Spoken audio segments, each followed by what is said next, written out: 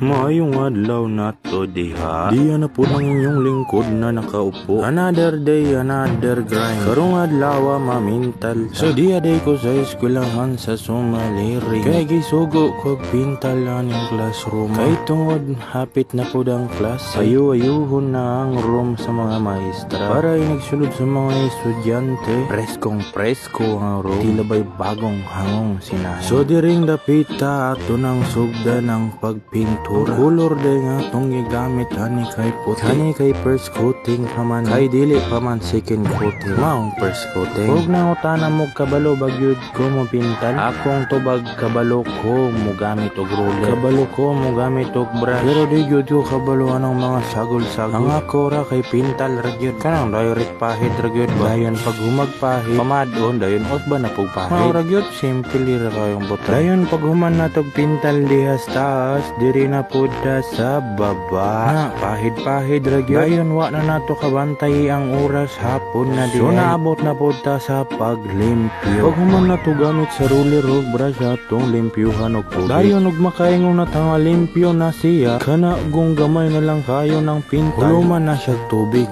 So mao na to. Sumurag dili ra tama ning medyo ha kay mabaragod kayo atong gibisa. Usa ta mababay mo siya to at sa tani mga choy. So mao na siya. Alayan na lang sab kog follow ni. Kaya usab po ni siya ka content creator. So dili ra ta tama. Ako di ang inyong lingkod na nagsasabing pag wala kang pera maghanap ka ng trabahong may sweldo. Mo babay na si Dudong. Bye bye.